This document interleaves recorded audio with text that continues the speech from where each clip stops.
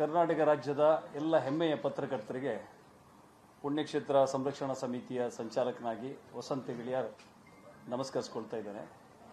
ಇವತ್ತಿನ ಈ ಪತ್ರಿಕಾಗೋಷ್ಠಿಯಲ್ಲಿ ನಮ್ಮ ಜೊತೆಗೆ ಈ ಏನು ಧರ್ಮಸ್ಥಳದ ವಿರುದ್ಧ ನಡೆದಿರುವಂಥ ಷಡ್ಯಂತ್ರದ ವಿರುದ್ಧ ಸತ್ಯಾಗ್ರಹ ಅಥವಾ ಜನಾಗ್ರಹ ಮಾಡುವ ನಿಟ್ಟಿನಲ್ಲಿ ಜೊತೆಯಾದಂತಹ ಹಿರಿಯರಾದಂಥ ಚಕ್ರವರ್ತಿ ಸುಲಿಬಿಲಿ ಅವರಿದ್ದಾರೆ.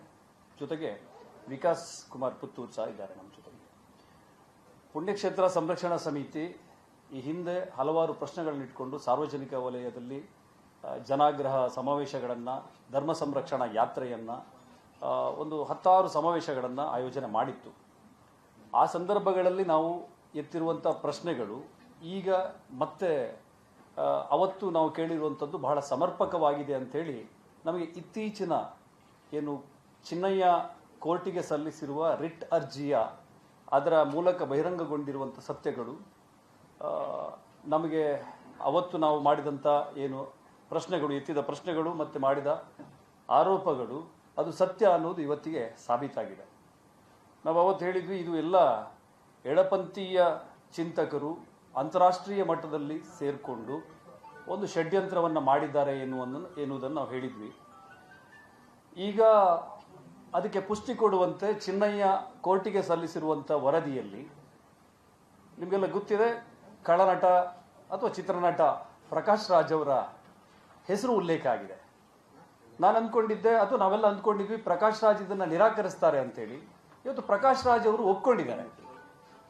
ನಾನು ಚಿನ್ನಯ್ಯನ ಜೊತೆ ಮಾತಾಡಿರೋದು ಸತ್ಯ. ಅದರ ನಂತರ ನಾನು ಪ್ರಣಬ್ ಮೊಹಂತಿ ಅವರಿಗೂ ಕೂಡ ನಾನು ಮಾತಾಡಿದ್ದೆ, ಅವ್ರು ನನಗೆ ಬಹಳ ಆಪ್ತರಿದ್ರು ಅಂತ ಹೇಳಿದ್ದಾರೆ. ಈಗ ನಮಗೆ ಬಹಳ ಮುಖ್ಯವಾದ ಪ್ರಶ್ನೆ ಇರುವಂಥದ್ದು, SIT ರಚನೆ ಆಗುವ ಮೊದಲೇ ಪ್ರಣಬ್ ಮೊಹಂತಿ ಅವರಿಗೆ ಪ್ರಕಾಶ್ ರಾಜ್ ಮಾತಾಡಿದ್ದಾರೆ ಅನ್ನೋದು ಗೊತ್ತಾಗಿದೆ. ಆಮೇಲೆ ಪ್ರಕಾಶ್ ರಾಜ್ ಅವರೇ ಹೇಳ್ತಾರೆ, ವಿಟ್ನೆಸ್ ಹಾಸ್ಟೆಲ್ ಆಗಿದೆ, ಚಿನ್ನಯ್ಯ ಈಗ ಉಲ್ಟಾ ಆಗಿದ್ದಾನೆ, ಹಾಗಾಗಿ ಅವನ ಜೊತೆ ಕಾಂಟ್ಯಾಕ್ಟ್ ಇಟ್ಕೋಬೇಡಿ ಅಂತ ಹೇಳಿ ಪ್ರಣಬ್ ಮೊಹಂತಿ ಹೇಳಿದ್ದಾರೆ ಅಂತೇಳಿ ಇವತ್ತಿನ ಪತ್ರಿಕಾಗೋಷ್ಠಿಯಲ್ಲಿ ಇವತ್ತು ಪ್ರಕಾಶ್ ರಾಜ್ ಅವರು ಹೇಳಿರುವಂಥದ್ದು. ನಮಗಿಲ್ಲಿ ಬಹಳ ಮುಖ್ಯವಾಗಿ ಕಾಡುವಂಥ ಪ್ರಶ್ನೆ, ಜುಲೈ 15ನೇ ತಾರೀಕಿಗೆ ಓಜಸ್ವಿ ಗೌಡ್ ಅವರು ಇದು ನಮ್ಮ SITಗೆ ಚೀಫ್ ಆಗಿ ಪ್ರಣಬ್ ಮೊಹಂತಿ ಅವರು ಬರಬೇಕು ಅಂತ ಹೇಳಿ ಒಂದು ಪತ್ರವನ್ನು ಬರೀತಾರೆ, ಅದರಲ್ಲಿ ಉಲ್ಲೇಖ ಮಾಡ್ತಾರೆ.